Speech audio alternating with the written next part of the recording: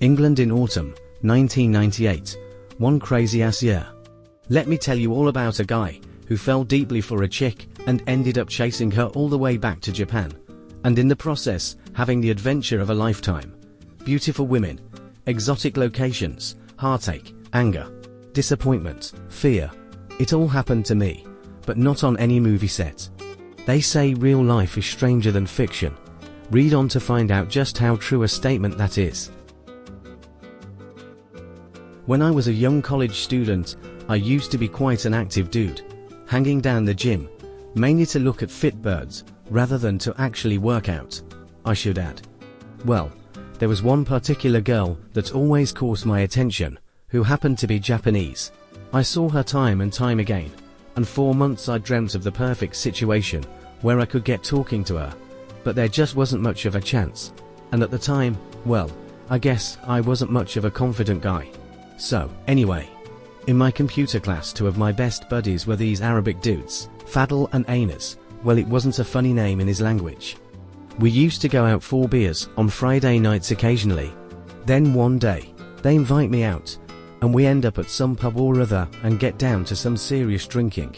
They introduced me to some Spanish dudes, Juan, Jose and Manuel, and well, it turned out to my fortune that the babe from the gym was in the same social circle as those guys, and she'd come along that night, hanging around with them.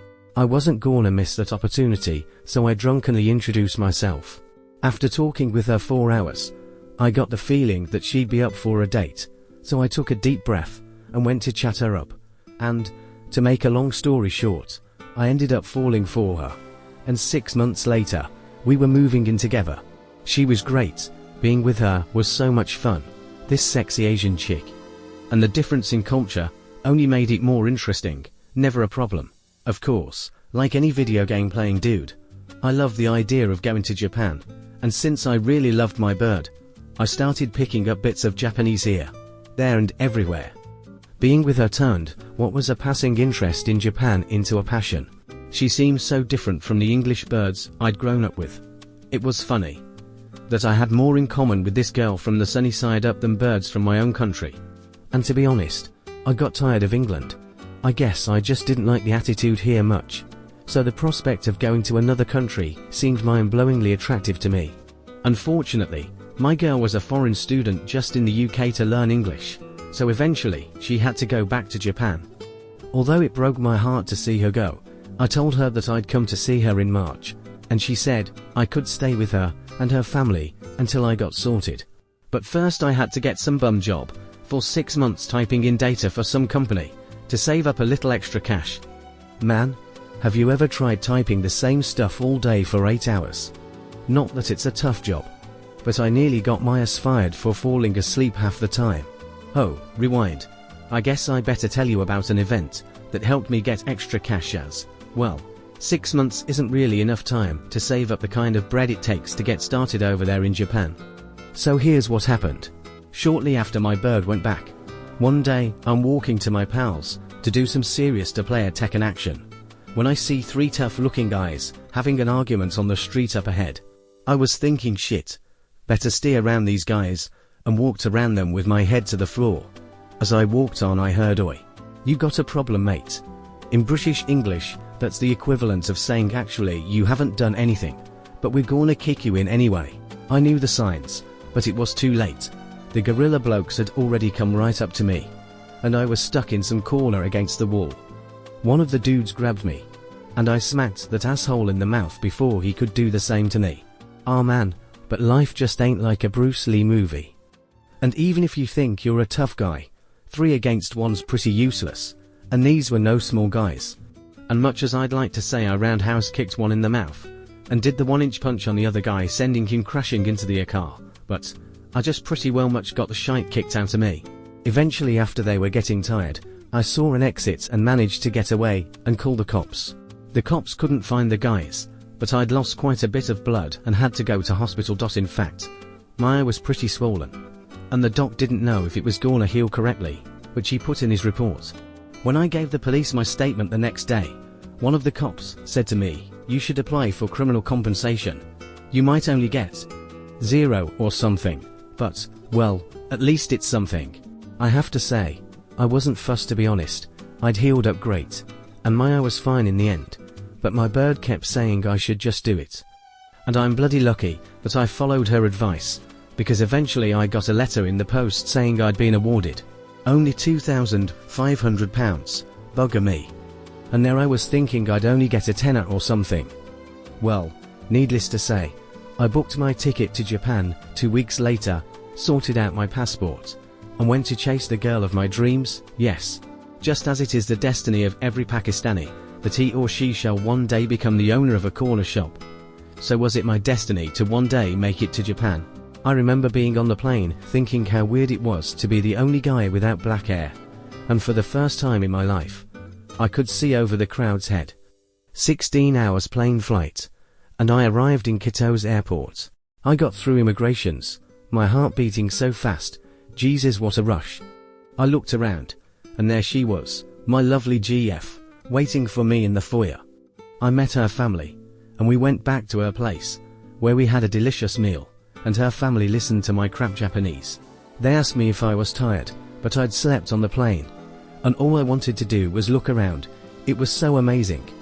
I felt like the guy from Coming to America, in the scene where he shouts "Good morning America." I was so happy. Only this wasn't America. This was Japan. I felt like I wanted to kiss the floor, or do some break dancing, or some shit. And I got on so well with my GF's family, especially her pops, who I managed to communicate with on some caveman-esque level. I was just happy that he didn't throw a rag at me and shout "Oh I dot crease and clean car, wax on, wax off, wasasia." I can't say that my Japanese was any good when I got to Japan, and the Japanese comic books I'd read in England hadn't really paid off, though I often made my GF's family laugh by using the words I'd remembered from them in normal conversation. Actually, I hadn't understood the words I was saying. I just memorized the passages, and had a vague idea of what they meant, yet I found out later, I was saying stuff like "I've got to get out. This place is gonna blow," and actually just meant to mean "I think I'll go out, because I'm a little bored." And stuff like "I did it, I really did it." Just to mean "Oh, finished my meal by the way, fun times." The first thing I wanted to check out was what they sold at the local store. Call me nuts, but I love doing that. Going to a foreign country and seeing the differences between their spa, or 7-Eleven, and our spa. We don't have a 7-Eleven in the UK. Curses. So yeah, I did that. I bought a Japanese cheeseburger, and some mucky chocolate. Man, sorry to say, but Japanese chocolate really sucks dude compared to the European stuff anyway. Leave it well alone and except for Sasha, which is okay. Cheeseburger was fine though. Tastes like any other countries. I swear the best McDonald's are in the USA though. Greasy as they may be. Went off on a tangent again, didn't I? Me and Pops scowled, and I started calling him Oto-san, which is Pops in Japanese. He even found me an apartment in Quito's, quite close to them, which saved my life, as some so-called Japanese buddy of mine had let me down, when he was supposed to be putting me up in Nagoya until I found a place. Lucky for me, he didn't, otherwise I never would have discovered Sapporo. Sapporo is the biggest city north of Tokyo, which a population of about 2.2 million. Bloody big, and only about 40 minutes by train from Quito's.